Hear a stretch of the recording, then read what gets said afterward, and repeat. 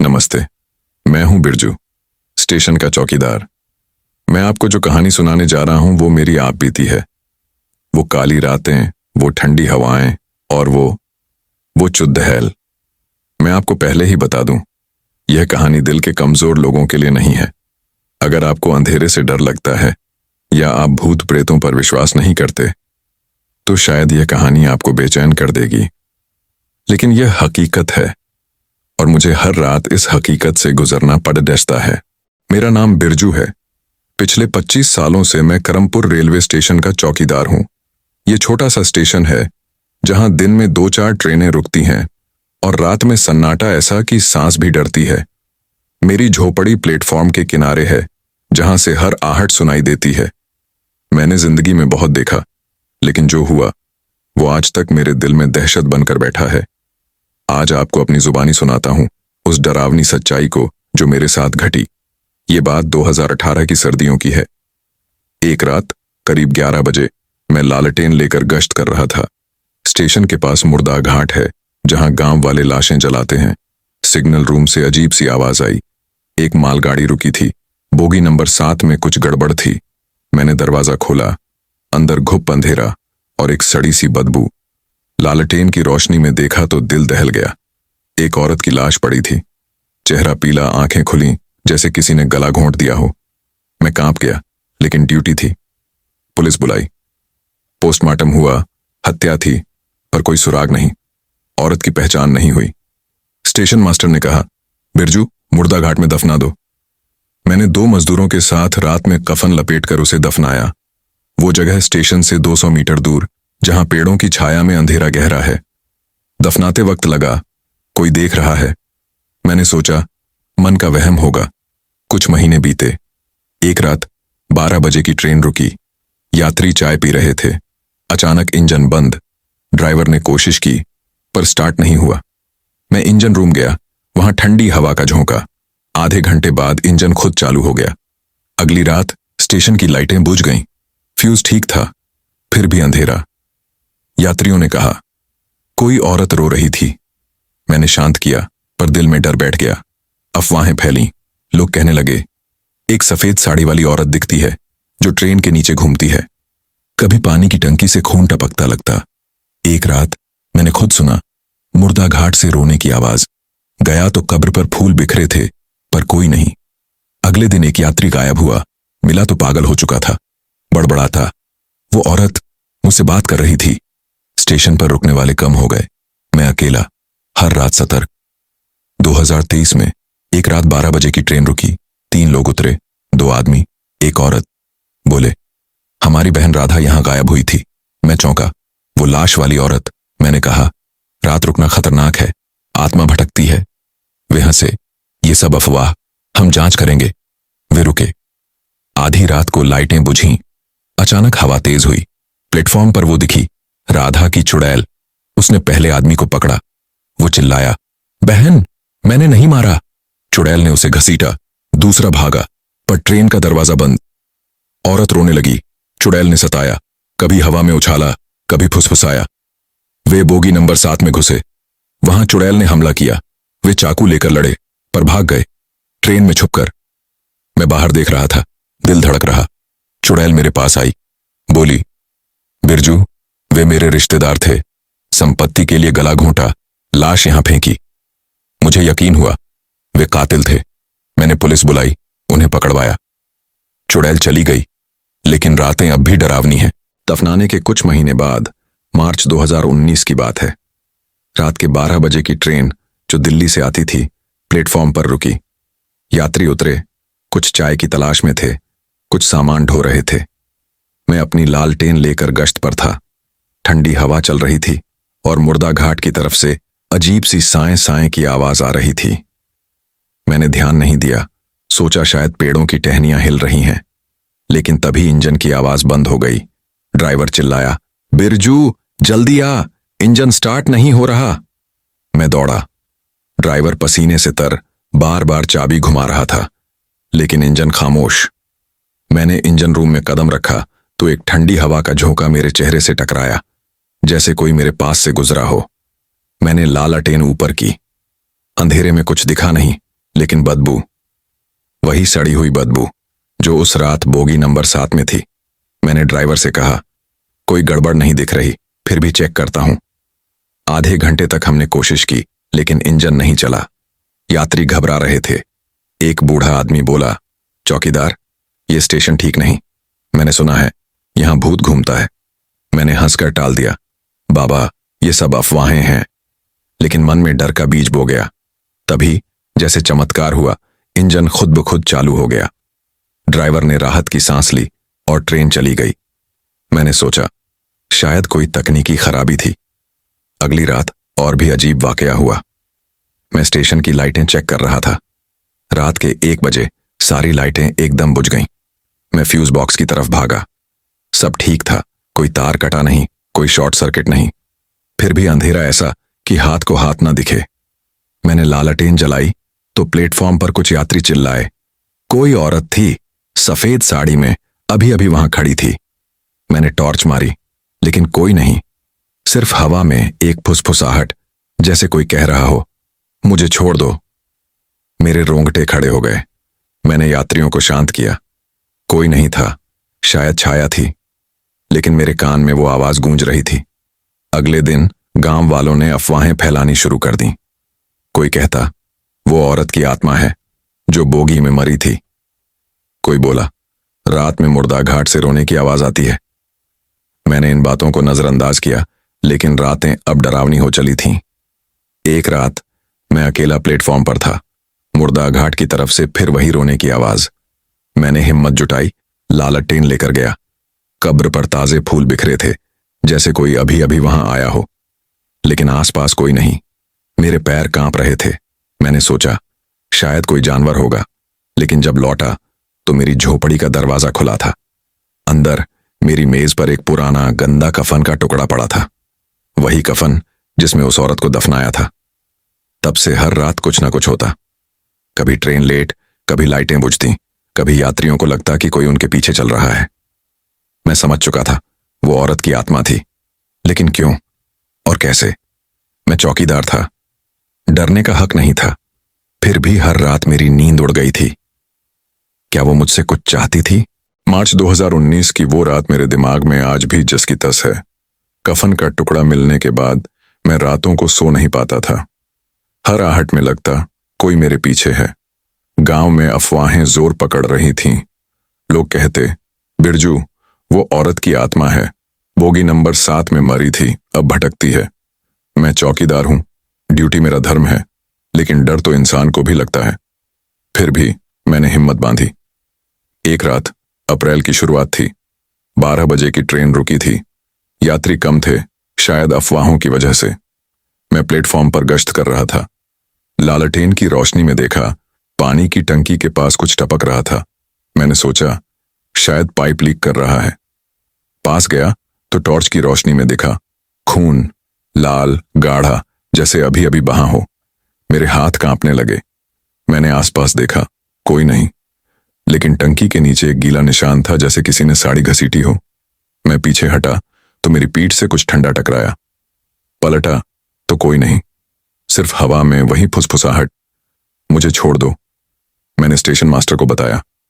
वो बोला, बिरजू, ये सब मन का वहम है, टंकी की सफाई करवा दो। अगले दिन मजदूर आए, टंकी खाली की, लेकिन खून का कोई निशान नहीं। सबने कहा, चौकीदार, तू पागल हो गया है। लेकिन मैं जानता था वो कोई वहम नहीं था।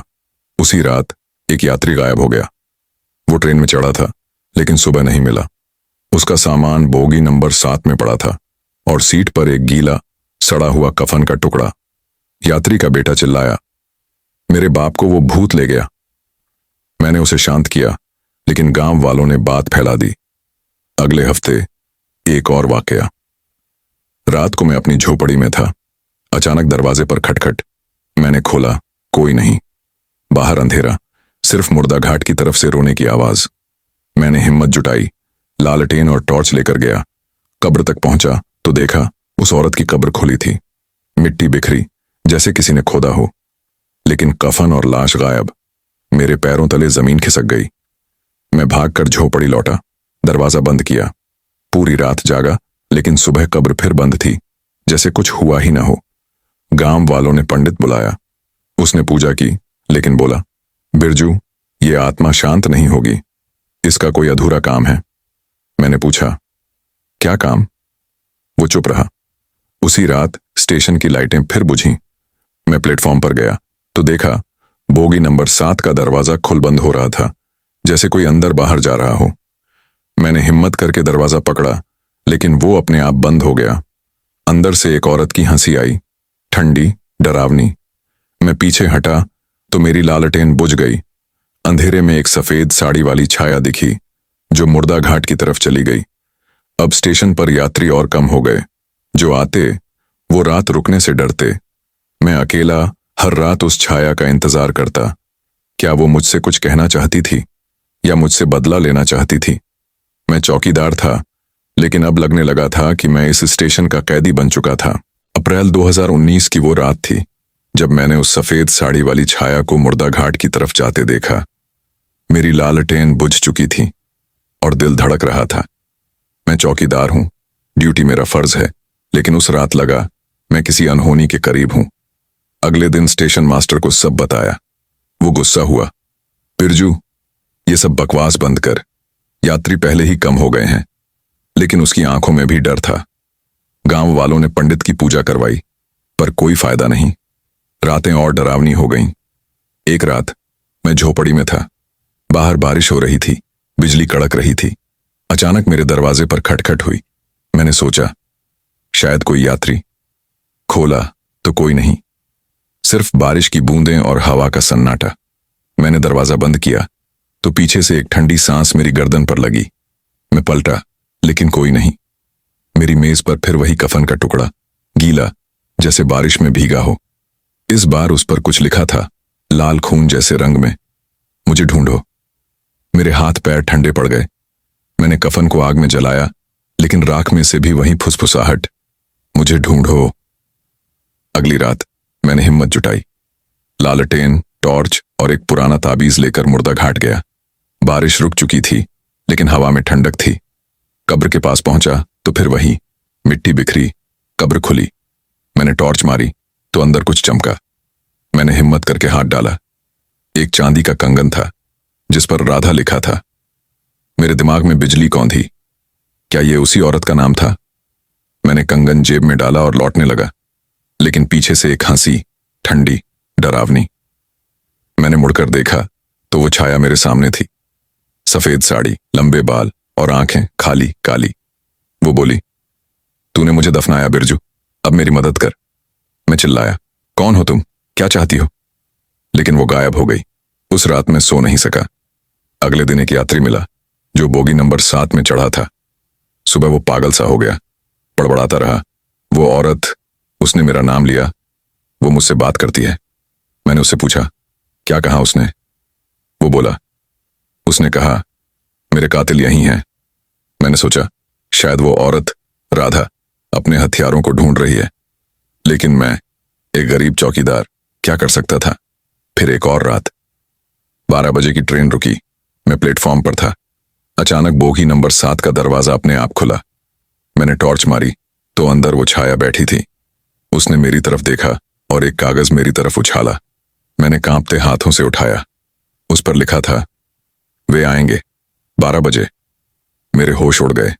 कौन आने वाला था? क्या राधा के कातिल? मैंने कागज जेब में रखा और झोपड़ी में जाकर ताबीज पकड़ लिया। लेकिन उस रात कुछ नहीं हुआ, सिर्फ सन्नाटा और मेरे दिल की धड़कन। अब हर रात मैं उस छाया का इंतजार करता। वो दिखती कभी मुर्दा घाट में, कभी बोगी में। हर बार वही बात, मुझे ढूंढो। मैं समझ नहीं पा रहा था कि वो मुझसे क्या चाहती थी, लेकिन एक बात पक्की थी, करमपुर स्टेशन अब मेरे लिए जेल बन चुका था। और वो आत्मा, वो राधा, मुझसे कुछ बड़ा करने को कह रही थी। 2023 की गर्मियों की एक रात थी। मैं अपनी झोपड़ी में बैठा था, वो कागज हाथ में लिए जिस पर लिखा था, वे आएंगे 12 बजे। राधा की आत्मा की बात मेरे दिमाग में घूम रही थी। कौन थे वो? क्या उसके कातिल? मैं हर रात 12 बजे की ट्रेन का इंतजार करता, लेकिन कुछ नहीं होता। फिर एक रात, जून की थी, 12 बजे की ट्रेन रुकी।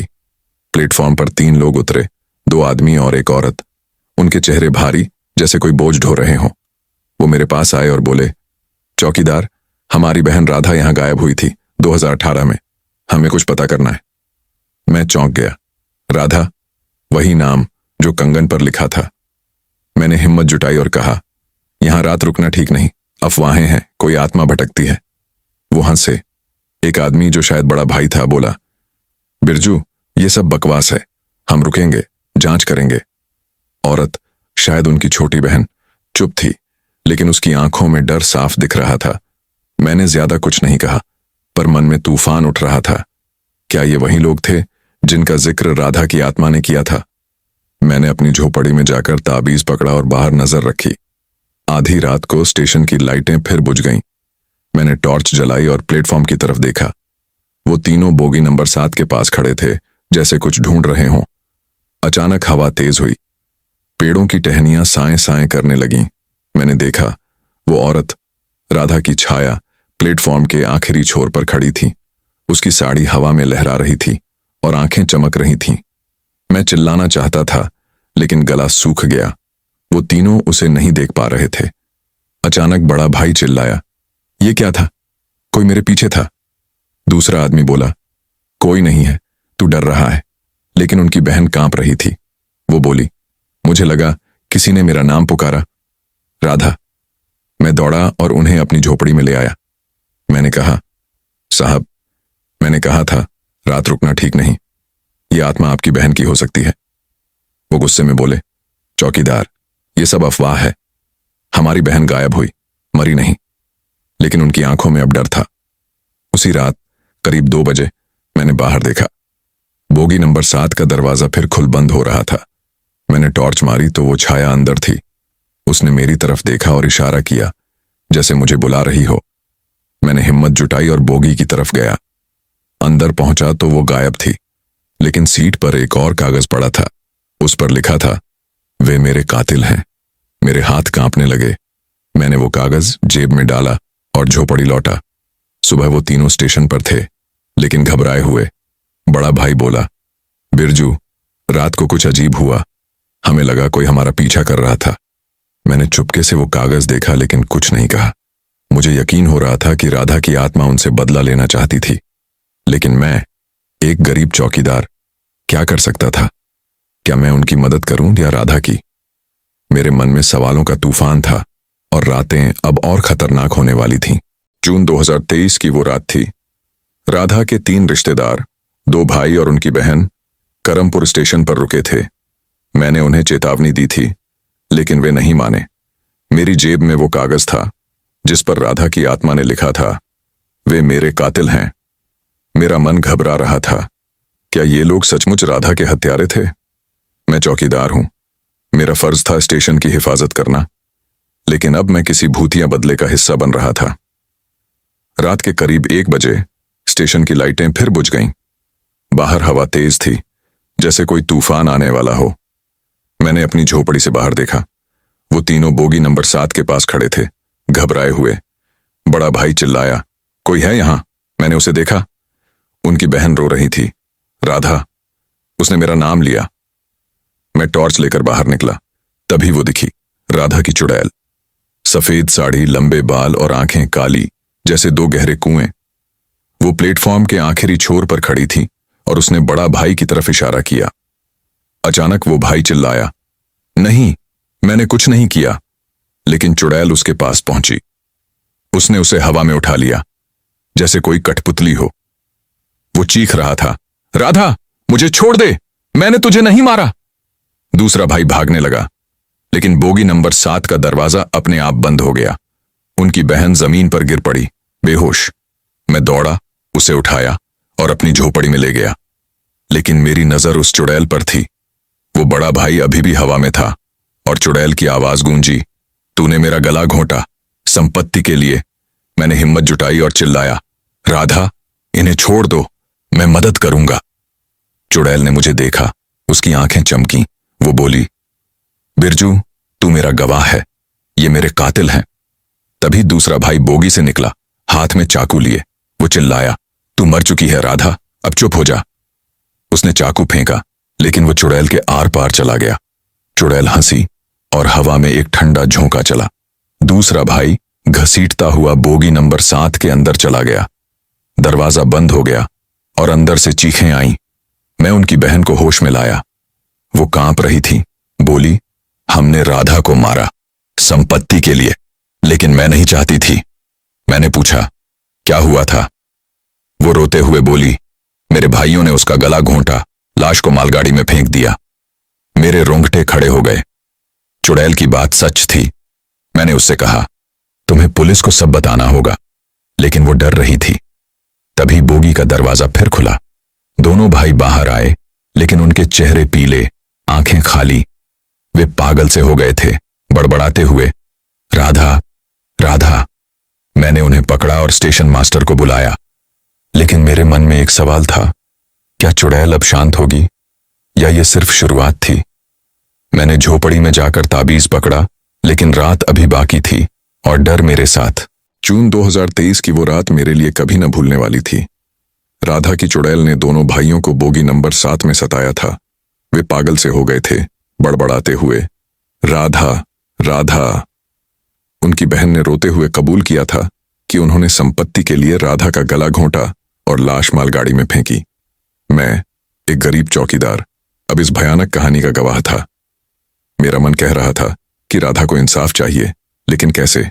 मैंने स्टेशन मास्टर को बुलाया और पुलिस को खबर की। पुलिस सुबह पहुंची। मैंने सब बताया, लाश, मुर्दा घाट, चुड़ैल और वो कागज जिस पर लिखा था वे मेरे कातिल हैं। लेकिन पुलिस ने हंसी उड़ाई।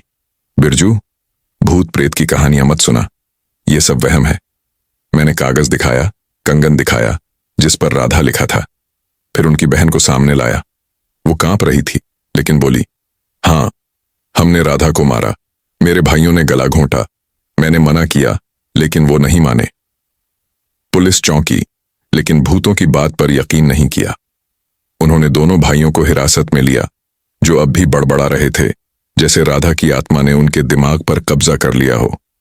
उसी रात मैंने फैसला किया कि राधा की आत्मा को शांति दिलानी होगी। मैं मुर्दा घाट गया।